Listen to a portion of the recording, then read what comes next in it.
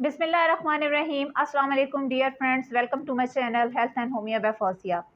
क्या हाल चाल हैं आप सबके। मैं उम्मीद करती हूँ कि आप सब खैरियत से होंगे। और आज मैं जिस टॉपिक पर आप लोगों के साथ डिस्कशन करूँगी वो है आर्थराइटिस का। नॉर्मली ये अज्यूम किया जाता है कि आर्थराइटिस इस तरह का एक प्रॉब्लम है कि जो सिर्फ एल्डर पर्सनस में, बूढ़े लोगों में या 50 ईयर से अबव जिनकी एज हो जाती है या लेट 40s में जो लोग होते हैं, सिर्फ की प्रॉब्लम उन लोगों को ही हो सकती है, लेकिन ऐसा बिल्कुल भी नहीं है।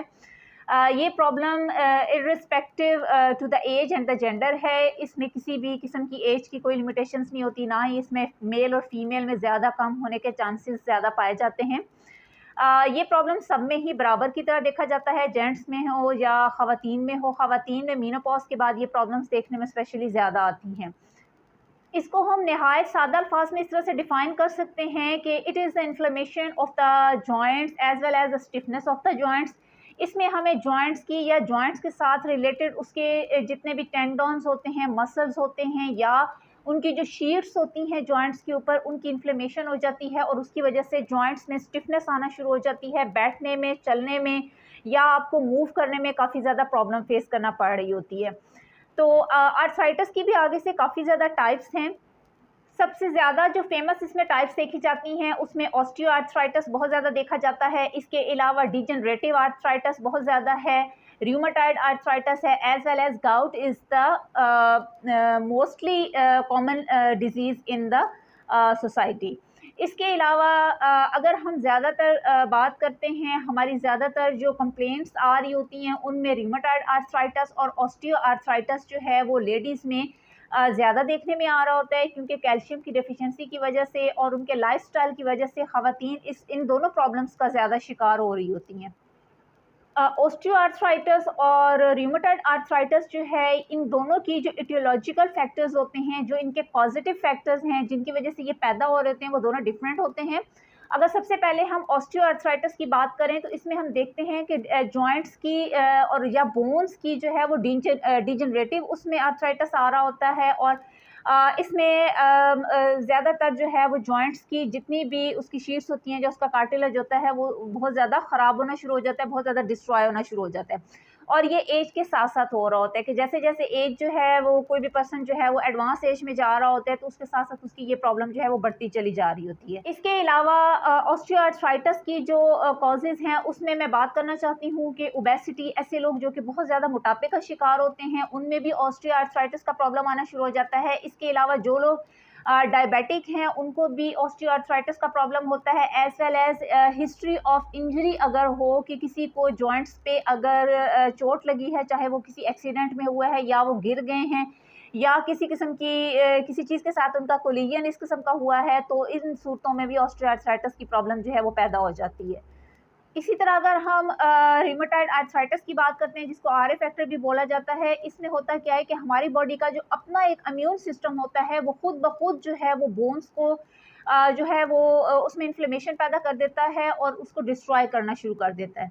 अब हम बात करते हैं इनके साइन एंड सिम्टम्स की, कि इसके पेशेंट में किस तरह की अलामात सामने आ रही होती हैं, कौन-कौन सी ऐसी निशानियाँ नज़र आ रही होती हैं कि जिसकी बेस पे हम ये डिसाइड करते हैं कि this person is suffering from osteoarthritis और रूमेटॉइड आर्थराइटिस।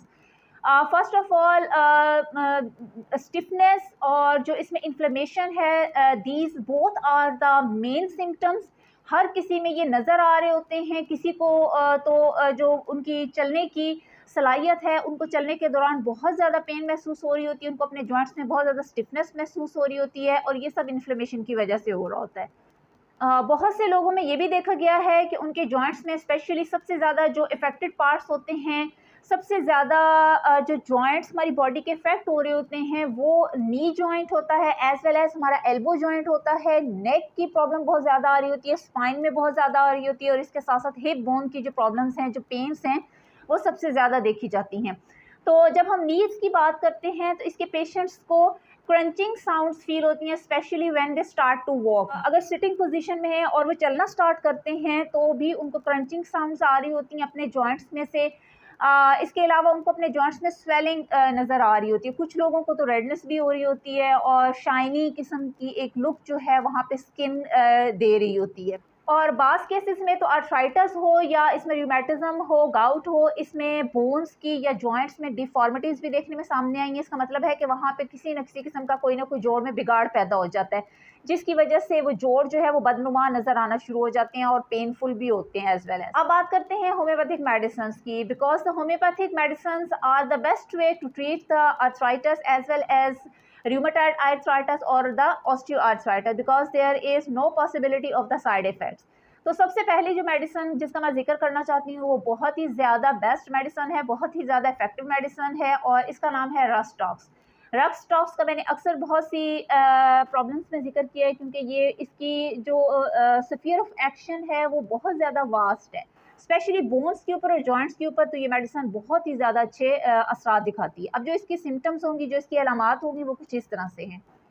कोई भी ऐसा मरीज़ जब आता है आपके पास जो कहता है कि उसको चलने से सुकून महसूस होता है और जब तक वो बैठा रहता है उसको अपने जॉइंट्स में बहुत ज़्यादा पेन महसूस हो रही होती है, तो आपको सबसे पहले रक्सटॉक्स का इस्तेमाल करना है। रक्सटॉक्स के पेशेंट को हमेशा सिटिंग पोजीशन में प्रॉब्लम्स नहीं हो रही होती, लेकिन जैसे ही वो सिटिंग पोजीशन से मूवमेंट की तरफ आता है, जैसे ही मोबिलिटी आती है जॉइंट्स में, तो उनको पेन स्टार्ट हो जाती है। This is the mark symptom of rhus tox. इसके अलावा अगर तो डैम्पनेस है, किसी भी डैम्प वेदर में वो गया है या पानी में ज़्यादा सा काम किया है या स्टॉर्म्स वगैरह का सीज़न चल रहा हो, तो उसमें इन पेशेंट्स की जो शिकायत होती हैं जॉइंट्स की पेन्स की वो बढ़ जाती हैं। अगर ये सारी अलामात सामने आ रहे हों तो इसमें हमने रक्सटॉक्स का इस्तेमाल करना है। रक्सटॉक्स को 30 की पोटेंसी में इस्तेमाल करेंगे। और बाज़ औक़ात तो अगर क्रॉनिक केसेस हो चुके हों और काफ़ी अरसे से जोड़ों में दर्दें चल रही हों, तो इनको हम हाई पोटेंसी तक भी इस्तेमाल करवाते हैं, क्योंकि रक्सटॉक्स जो है क्रॉनिक केसेस में 1 एम की पोटेंसी में बहुत बेहतरीन काम करती है। और 1 एम की पोटेंसी में अगर आप इसको इस्तेमाल करेंगे तो सिर्फ रात के वक़्त आप इसके 5 ड्रॉप्स जो हैं वो हाफ़ कप ऑफ वाटर में लेंगे। लेकिन अगर एक्यूट केस है तो आपको 3 टाइम्स अ डे रक्सटॉक्स 30 की पोटेंसी में इस्तेमाल करनी है। 5-5 ड्रॉप्स जो हैं वो आप दिन में 3 दफ़ा इस्तेमाल करें। इंशाल्लाह ये काफ़ी ज़्यादा इफेक्टिव रेमेडी है और आपको बहुत जल्द इससे सुकून मिलेगा। अब बात करते हैं दूसरी मेडिसिन की। जो मेरी दूसरी मेडिसिन है, हम ये कह सकते हैं कि वो रक्सटॉक्स के बिल्कुल ऑपोजिट है और इसकी एक कॉन्ट्राडिक्टरी इसकी मेडिसिन हम जिसको कह सकते हैं, इसका नाम है ब्रायोनिया। ब्रायोनिया को भी हम 30 की पोटेंसी में ही इस्तेमाल करेंगे और इसकी जो सिम्टम्स हैं, इसकी जो अलामात हैं, वो रक्सटॉक्स से बिल्कुल ऑपोजिट आ रहे होते हैं। ब्रायोनिया की जो कैरेक्टरिस्टिक्स हैं उसमें हमने ये देखा है कि ये जॉइंट्स के साथ साथ मसल्स के ऊपर भी बहुत अच्छा काम करती है और मसल्स की इन्फ्लेमेशन हो या उसमें स्टिफनेस हो, पेन्स आ रही हो मसल्स में, तो आप ब्रायोनिया का इस्तेमाल कीजिए। इसका बहुत अच्छा असर देखने में सामने आया है। इसके अलावा एक और इसकी अलामत होती है कि अगर जॉइंट्स में शाइनी कलर आ रहा है, वहाँ पे स्वेलिंग आ रही है, रेडनेस आ रही है, तो वहाँ पर आपने हर हाल में ब्रायोनिया ही इस्तेमाल करनी है। और ऑपोजिट टू द रक्सटॉक्स, इसमें हम ये देखते हैं कि इसका पेशेंट जो है वो मूवमेंट से वर्स्ट फील करता है। जब तक वो बैठा रहता है उसको सुकून रहता है ना, तो इसका मरीज़ अपने जॉइंट्स को टच करना चाहता है और उसकी ये कोशिश होती है कि कोई उसके जॉइंट्स को भी टच ना करे, उसको कोई हाथ ना लगाए, क्योंकि वो इतनी ज़्यादा सेंसिटिव उसके जॉइंट्स हो चुके होते हैं कि उसको टच करने से भी बहुत ज़्यादा पेन हो रही होती है, बहुत ज़्यादा तकलीफ़ हो रही होती है। तो ऐसी सिचुएशन में आपने ब्रायोनिया का इस्तेमाल करना है। ब्रायोनिया को हम 30 की पोटेंसी में लेंगे और इसको भी हम सुबह, दोपहर, शाम 3 दफ़ा जो है वो 5-5 ड्रॉप्स जो हैं वो पानी में इस्तेमाल करेंगे। इंशाल्लाह इसके बहुत अच्छे रिज़ल्ट सामने आए हैं और ये एक बहुत ही ज़्यादा इफ़ेक्टिव रेमेडी है। जॉइंट्स की पेन की बात हो रही है तो इसमें हम स्मॉल जॉइंट्स को भला किस तरह भूल सकते हैं, क्योंकि नीज़ हैं या एल्बोज़ के हैं या शोल्डर है या नेक की पेन्स हैं, इसके साथ-साथ हमारे हाथों में जो पेन्स आ रही होती हैं, हमारी फिंगर जॉइंट्स में या हमारे टोज़ की जो जॉइंट्स होते हैं, स्मॉल जॉइंट्स की पेन्स आ रही होती हैं, उन सब के लिए colchicum is the best remedy. अक्सर औक़ात मर्द हज़रात हों या ख़वातीन बहुत ज़्यादा काम करने के बाद थकावट का शिकार हो चुकी हों या जिनको काफ़ी अरसे से गाउट की प्रॉब्लम चल रही हो, तो वो अपनी रिस्ट में, अपनी कलाई के जॉइंट्स में पेन की बहुत ज़्यादा शिकायत बताते हैं। इसके अलावा बहुत से लोग ऐसे होते हैं जिनको कि टखनों में पेन बहुत ज़्यादा आ रही होती है। उनको पैरों के जॉइंट्स में पेन बहुत ज़्यादा आ रही होती है, हाथों पैरों में पेन्स बहुत हो रही हों, तो हम कहते हैं कि ये पेशेंट जो है ये कॉल्चिकम का की एक ट्रू पिक्चर जो है वो दे रहा है। इसके पेशेंट को जो है वो पेन्स इतनी ज़्यादा होती है या हम कह सकते हैं कि वो इतना सेंसिटिव हुआ होता है, उसमें सोरनेस इतनी ज़्यादा उसकी जॉइंट्स में आ रही होती है कि इसका पेशेंट चाहता है कि ना तो उसके कोई करीब आए और ना ही उसको कोई टच करे। वो खुद भी अपने जॉइंट्स को टच करने से काफ़ी ज़्यादा पेन महसूस कर रहा होता है, इसलिए वो अवॉइड करता है कि कोई उसके करीब भी ना आए। इसके भी जॉइंट्स में स्वेलिंग का जो एक कैरेक्टरिस्टिक है वो देखने में नज़र आता है। इसमें भी स्मॉल जॉइंट्स के ऊपर स्वेलिंग हुई होती है, या तो वो फिंगर के जॉइंट हो सकता है, फुट के भी जॉइंट हो सकते हैं। वहाँ पर स्वेलिंग बहुत ज़्यादा होती है, वहाँ पे रेडनेस होती है, पेल रेड कलर की, वहाँ पे शाइनी सी एक स्किन का कलर हमें नज़र आ रहा होता है, और पेशेंट जो है वो हर तरह से अवॉइड कर रहा होता है कि उसके जॉइंट्स को कोई भी टच ना करे। तो ये तो थी मेरी आज की वीडियो, जो कि मैंने आर्थराइटिस के बारे में बनाई है। मैं उम्मीद करती हूँ कि आप लोगों को मेरी ये वीडियो पसंद आई होगी। और वो लोग जो कि मेरे चैनल पर नए हैं और फर्स्ट टाइम मेरी वीडियो देख रही हैं, मैं उनसे रिक्वेस्ट करती हूँ कि काइंडली मेरे चैनल को सब्सक्राइब कर दें, और अगर मेरी वीडियो आपको अच्छी लगी है तो इसको लाइक कीजिएगा।